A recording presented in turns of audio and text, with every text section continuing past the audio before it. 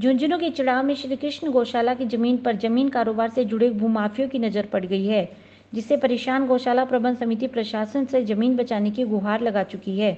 इसी बीच 4 जून की शाम गौशाला प्रबंध समिति के सचिव एवं वस्त्र व्यवसायी उमेश चौधरी के पुत्र उमंग को स्कॉर्पियो व कैंपर सवार 8-10 लोगों ने जबरन गाड़ी में डालकर बाईपास रोड पर ले गए थे, जहां उसके साथ मारपीट कर धमकियां दी। घटना के वक्त युवक के पिता व गौशाला प्रबंध समिति सचिव उमेश चौधरी के परिवार सहित गुजरात गए हुए थे।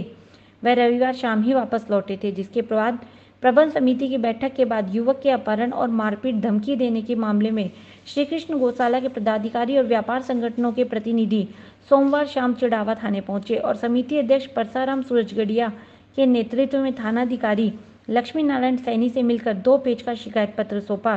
घटना से आहत संस्था से जुड़े लोगों और व्यापारियों ने घटना को लेकर आक्रोश जताते हुए कार्रवाई की मांग की।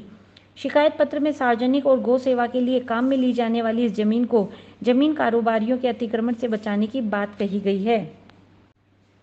आपको बता दें कि खातेदारी भूमि खसरा नंबर 109, 110 और 111 पिलानी रोड नंबर स्थित गौशाला की जमीन पर भूमाफियों की नज़र इसलिए है क्योंकि जमीन कारोबारियों ने गौशाला की जमीन के पीछे कृषि भूमि पर प्लाटिंग शुरू की है।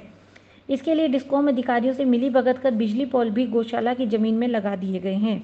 अब प्रबंध समिति ने गौशाला जमीन की सुरक्षा के लिए 4 दीवारी बनवानी शुरू की तो पदाधिकारियों को धमकियां मिलने लगी।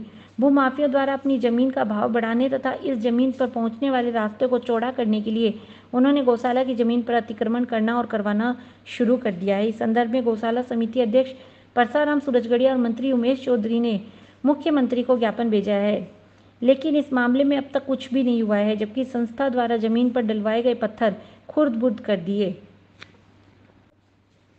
श्री कृष्ण गौशाला समिति राज्य सरकार के गोपालन विभाग व रजिस्ट्रार सहकारी संस्थाएं के अंतर्गत रजिस्टर्ड सार्वजनिक संस्था है, जिसके कारण परेशान गौशाला प्रबंध समिति ने प्रशासन को चेताया कि अगर इस मामले में कार्रवाई नहीं हुई तो बड़ा जन आंदोलन खड़ा हो सकता है।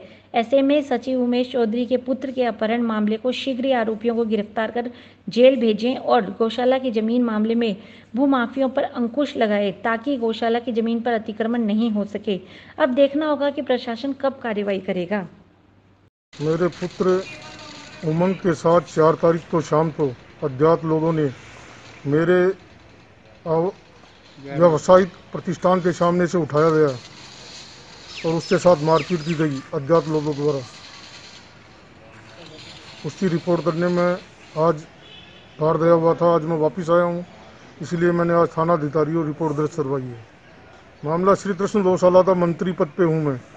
श्री कृष्ण गौशाला की जमीन भूमाफिया हड़पना चाहते हैं। इस मामले की हमने DYSP साहब को 25/5 को सूचना दी थी, 25 मई को।